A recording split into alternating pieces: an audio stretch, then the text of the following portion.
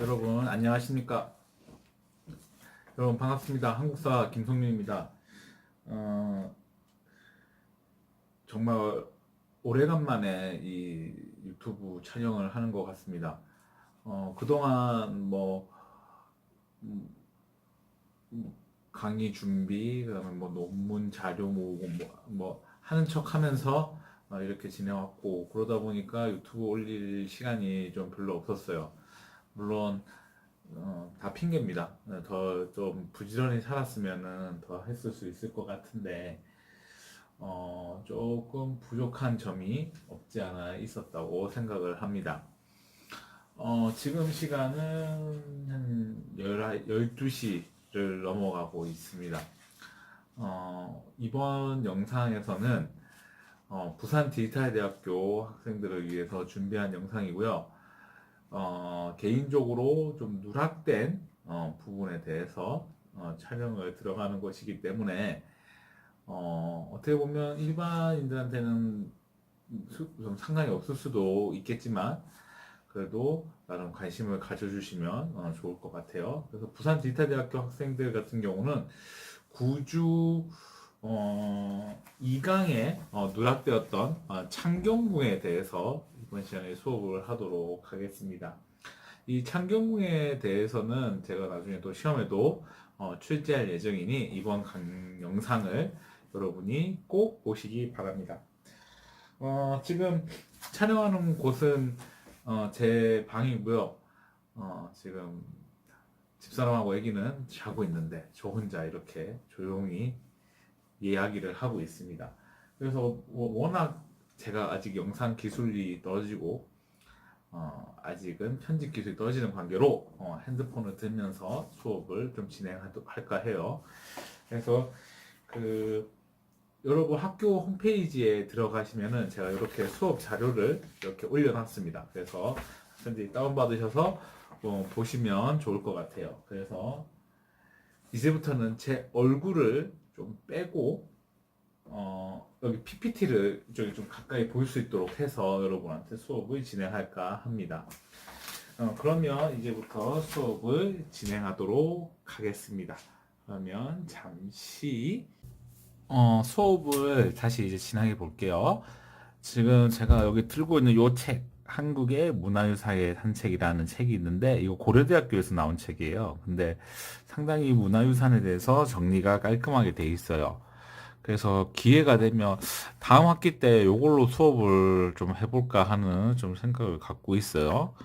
그래서 혹시나 관심 있는 학생들은 이런 것도 사보면 좋을 것 같아요. 가격은 조금 비싸요. 이게 아무래도 문화유산하고 그림하고 이런 게 많이 들어가 있기 때문에 25,000원 정도 하네요. 그래서 이 책을 개인적으로 좀 추천을 하면서 수업을 진행해 볼까 합니다. 그러면 자 해볼까요?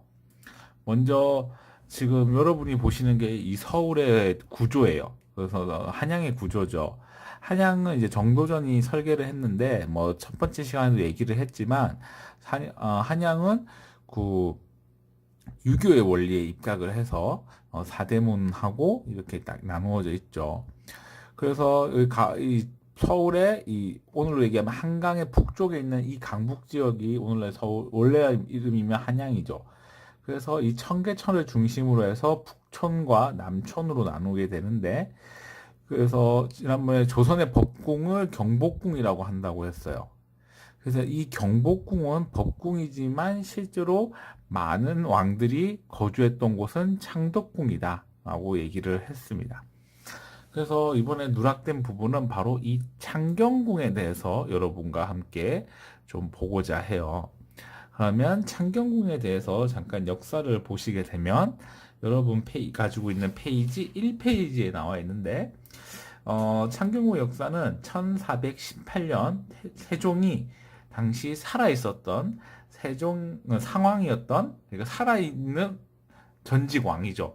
그러니까 이렇게 조선 왕조에서 전직 왕이 살아있는 경우가 그렇게 많지가 않아요.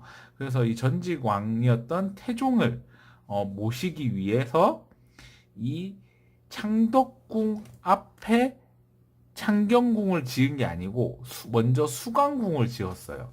그래서 이 태종을 모시기 위해서 궁을 지었던 거죠. 그 이후에 태종이 죽고 뭐 여러 가지 이제 정치적 혼란이 있었죠. 세조의 뭐 개유정난부터 해서 여러 정치적 혼란이 있으면서 이 궁을 자동적으로 안 쓰다가 이제 성종 13년에 이 궁을 수리해서 다시 쓰기로 했는데 그게 바로 창경궁이에요. 그래서 지금 보면 이 창경궁을 왜 수리를 했냐면 요것을 좀 볼까요? 이때 당시에 성종이 즉위했을 때 당시에 성종의 즉위했을 당시 이 궁궐에 어른들이 상당히 많았어요. 그게 누구냐면 자기의 할머니였던 정의왕후 그리고 자신의 엄마였던 인수대비. 인수대비라고 하는 건 학생들 인수대비는 광해군 때 지어진 얘기고요. 원래라면은 소해왕후 한씨 그다음에 자신의 작은 아버지의 부인이었던 여기는 지금 제가 표시를 없지만은 그 안수왕후까지 이렇게 있었기 때문에 이 세 명의 소위 얘기하는 그 어른들을 모시기 위해서 지금의 모시기 위해서 이 수광궁을 고치고 창경궁을 만들게 되는 거죠. 그래서 지금의 창경궁이 이러한 모습으로 만들어지게 됩니다. 그래서 임진왜란 때 이게 소실이 됐어요. 뭐 학생들도 다시 아시겠지만 임진왜란 때 우리나라의 경복궁, 창덕궁, 창경궁이 모두 불탔죠. 근데 이거를 이제 이 경복궁 빼고 창덕궁하고 창경궁을 이제 광해군 때 복원을 한 겁니다. 그러다가 인조 때 이괄해난 때 다시 소실이 되었다가 인조 11년에 다시 복원공사를 하게 되는데 이 창경궁은 좀 특이하게 이 화재 사고가 상당히 많았어요. 그래서 이 창경궁은 이제 크고 작은 소실이 반복되었다가 이제 가장 많이 소실된 것이 언제냐면 1907년에 이제 조선의 마지막 황제였던 순종이 즉위를 하면서 이 창경궁은 이제 아주 급속도로 훼손이 됩니다. 그래서 이때 당시에 일제는 당시 그 대한제국의 법궁은 어디였냐면은 이거 경운궁이었어요. 오늘 이제 덕수궁이죠, 덕수궁. 그래서 덕수궁이 있었던 순종을 창경궁으로 옮기게 됩니다. 그래서 이 페이지를 보시게 되면, 그래서 옮기고 나서는 어떻게 하냐면, 이 일제는 순종을 위로한다는 명목으로 이곳을 헐고 그 자리에 이제 많은 정각들을 허물어요. 그래서 정각을 헐고 이 자리에 동물원하고 식물원을 만들게 되고요.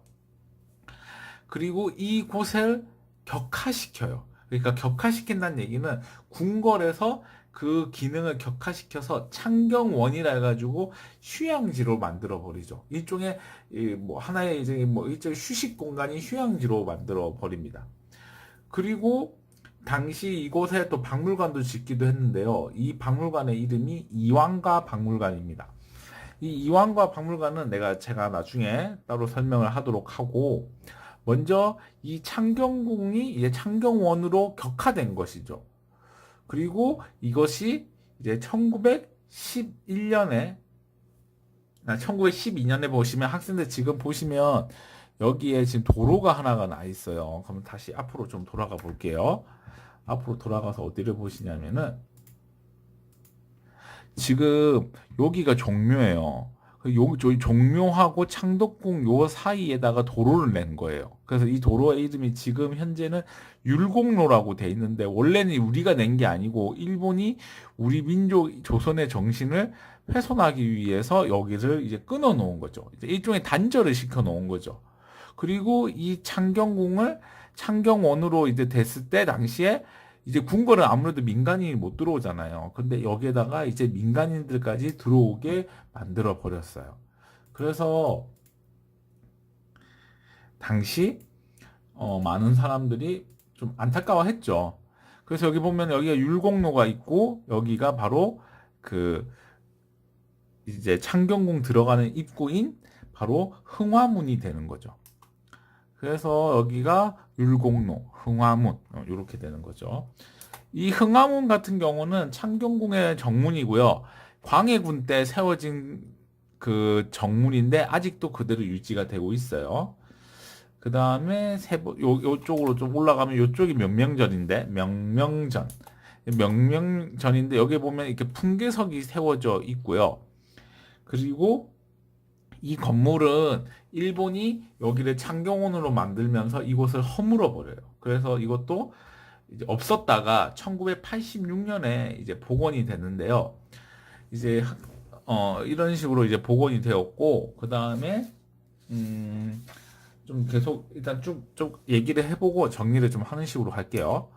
그 다음에 통명전이라고 있는데, 이 통명전 같은 경우는 이제 왕비가 거주하는 곳인데, 이쪽엔 침전이에요. 침전. 그래서 여기는 이제 왕비가 거처하는 곳이다 해서 이 누각에 보면은 용이 없어요. 그러니까 용은 어디 왕이 있는 곳이다 해가지고 이쪽은 이제 왕비가 있는 곳이기 때문에 이 용이 없죠. 그리고 아까 얘기했던 이왕과 박물관.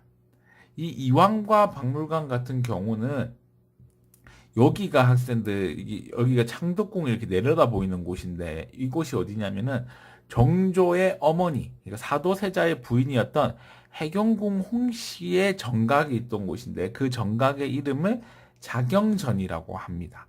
그래서 이 자경전 터에다가 이 일본이 많은 사람들이 허물고 이걸 지었다고 많은 사람들이 얘기하시는데 그건 아니고 그 전에 이미 좀 소실이 되었어요. 고종 10년에 여기가 불이 나가지고 소실이 됐는데 이 빈터에다가 일본 사람들이 박물관을 지은 거예요. 그런데 이제 광복 이후에 이것을 장서각이라 해서 일종의 도서관으로 쓰다가 1922년에 철거를 하게 됩니다. 그 다음에 여러분하고 볼 건물이 바로 하민정이라는 건데요. 지금 학생들 이 건물이 뭐 하는 건물, 보면 다 이거 오픈돼 있죠. 이 건물이 뭐 하는 곳이냐면은 영조가 문과 시험, 그러니까 오늘 얘기하면 공무원 시험, 그다음에 문과 시험, 군인들 부사관 시험 이렇게 합격된 사람들을 불러서 최종 면접을 보였던 곳이라고 합니다. 그리고 또는 합격한 사람을 또 이야기 했던 곳이라고 해요. 그래서 그리고 나머지는 또 뭐가 있냐면은 이제 바람의 그 방향을 확인하는 풍기대 그리고 이런 식으로 있었다고 합니다. 그래서 여기까지 잠깐 이렇게 살펴보았는데요. 이제 이런 건물을 좀 살펴보았다면 이제 마무리로 그 이후에 이제 창경궁은 어떻게 됐냐 하면은 이제 일본이 계속 창경원으로 쓰다가 이제 1984년에 이 창경궁 복원공사를 시작하게 되는데요. 당시 이제 동물들 같은 경우는 이제 서울대공원으로 이전하게 되고요. 그다음에 여기에 일본 사람들이 벚꽃을 진짜 많이 심었었는데 이 벚꽃 같은 경우는 지금 다 뽑아서 그 여의도에 배치를 해놨대요. 그래서 서울에 가면은 여의도에서 한 번씩 벚꽃 축제를 하잖아요. 그 벚꽃들이 다 일제강점기 때 일본이 창경궁에 심었던 벚꽃들이에요. 그래서 뭐 어떻게 보면 되게 우리는 뭐 되게 그 벚꽃을 보면서 이뻐하지만 나름 그 벚꽃 역시도 아픈 역사를 가지고 있다라고 볼 수가 있겠어요. 그리고 하나 공지사항을 해드리자면 지난번에 누락되었던 중원고구려비도 이 자료에 같이 있기 때문에 학생들이 꼭 참조해서 보시면 좋을 것 같아요. 오늘은 여기까지 수업을 하도록 하겠습니다. 학생들 공부를 하시다가 모르는 거 있으면 질문 답변 게시판에다가 올려주시면 제가 성심성의껏 답변하도록 하겠습니다. 다음 영상을 언제 찍을지는 모르겠으나 혹시나 기회가 된다면 제가 틈틈이 찍어서 올리도록 하겠습니다. 학생 여러분 고맙습니다. 다음에 또 뵙겠습니다. 모두 기말고사 준비 열심히 하세요. 화이팅!